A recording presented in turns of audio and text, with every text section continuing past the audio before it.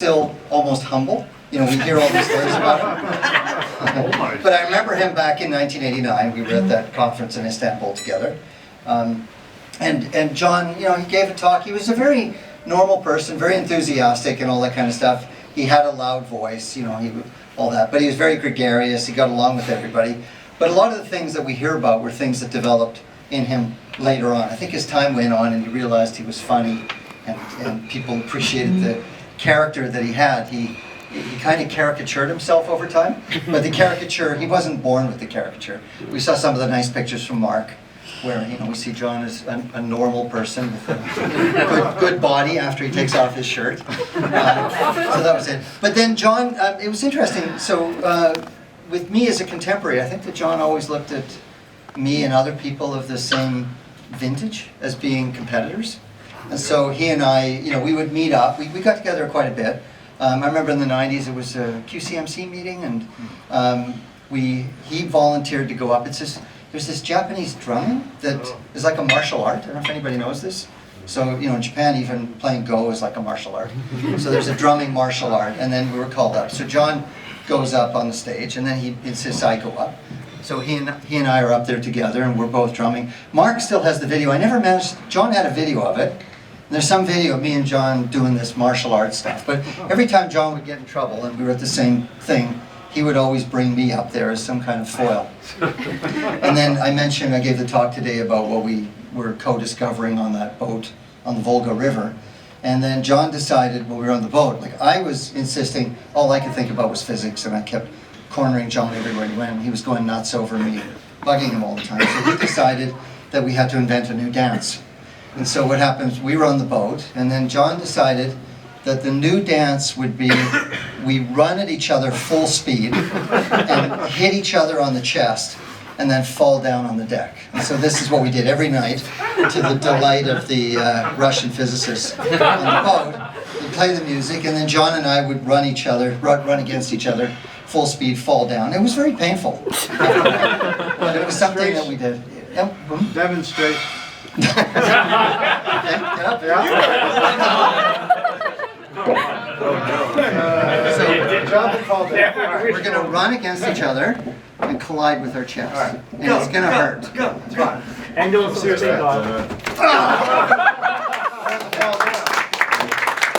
that's the dance. Maybe later we can do this ourselves. And do you feel it? Did you see that football player the other day who he got hit in the chest and he got a heart attack? But we're not like these football players. We're built of older cloth. Yeah, that was it. And then the other one, just to give you the idea. So John and I, we only managed writing one paper together, and that was the one I talked about. And it was like argument after argument, and it was fun. It was fun doing the physics together. But like we talked about three-level atom, and then I decided that, like John insisted it had to be TLA, because he said that's what it had to be. But the trouble with TLA is it can mean two-level atom and it can mean three-level atom. And so I objected because of that. And then John insisted that it had to be TLA because you can never mix numbers and letters together. Don't forget this point. I'm going to come back to it. Okay, so it was the TLA was three-level atom. I think I won. I have to go back to the paper and take a look. But what happened was I said, let's put it in and let the journal, that was PhysRev Letters, decide to take it out. And I think I won that one. But I lost another argument because it was electromagnetically induced transparency. And I put a hyphen in, and I was wrong. It's a compound adverb, not a compound adjective. But we argued about it, and I was wrong, but I thought I was right. And then John got his sister, the veterinarian in Saskatchewan, involved. And then he gets back to me, he says, she says you don't hyphenate. And I said, okay, so what? What's your question? Veterinarian. And so, you know, but eventually I had to look it up. But he said, my sister said you don't hyphenate, therefore we don't hyphenate. So I gave in on that, but in return I got 3LA in there. Then what happened a few years later is I was a remote staff editor with Physical Review A. And so what happens there is I earn big bucks, and they write letters to authors. If you send to Physical Review journals, you can do this. You get a letter and there's somebody's name on it. In this case it was my name, but we never actually see the letters. What we do is we get paid for somebody else to write letters with our name on it. But John, I mean, he's gone now, so I can tell you he was not a great referee. So I don't think he ever joined any editorial boards. But he wasn't so involved. So I think he didn't know the process. And then one day, I think it was in Shanghai, we were sitting there, and he was, he tippled a bit. So he was in a very gregarious mood. And then he's looking at me askance, and I'm saying, what's wrong? And then he decided to bring it up. He says, I invented dune states, but Peter Koch just told me that he's the one who came up with the term, so I now know something. So the dune states come up, and noon, he said, is spelled N00N. And I just learned it from Peter over dinner now that Peter invented dune state, and it was N-O-O-N. Now what happened was, so John, I got him out to Calgary about 15 years ago. Easy to get because he was, his sister was in Saskatchewan, so so Canadian, Alberta, Saskatchewan.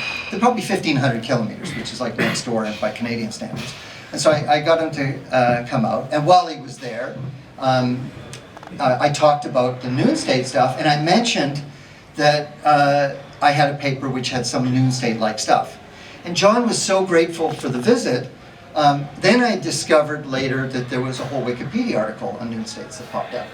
And it gave all this credit to me in a way that actually I didn't deserve. So some people got angry at me. They said, you didn't do the Noon State, this is what it says, and whatever. So then I looked at it and I thought, okay, what does it say? And I thought, who wrote this? I didn't know about, Mark was talking about Wikipedia, I didn't know talk and all that. But then I clicked on the link to Barry Sanders, and I don't know if you know, there's a famous football player named Barry Sanders.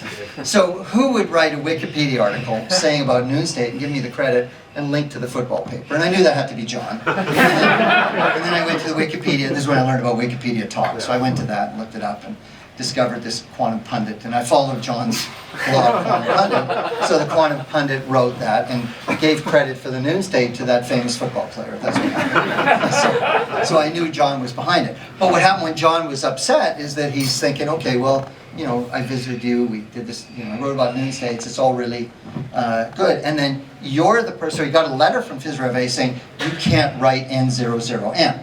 And he's saying, that's when he got upset. He's saying, well, I invented Noon State. If I say it's N00N, it has to be N00N.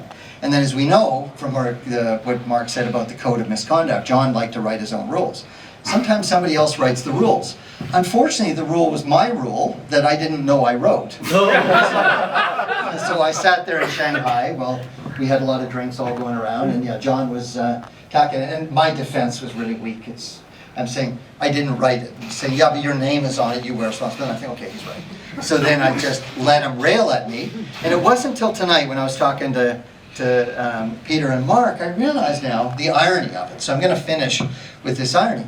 That I had that argument with John where he said, that's where I'm going, I told you to remember a point. So go back, and it was the 3LA argument, right? John said, you never can mix letters with numbers. And N00N is a mix of letters with numbers. So I'm going to do a seance after and bring them back. And I'm going to have that conversation with them where, there I was weakly defending myself in Shanghai against John by saying, well, my name was on, but I had no idea, so I'm not responsible. It sounds like a politician. But now I get it. Yeah, so John was wrong. That's how I'm ending the talk. So,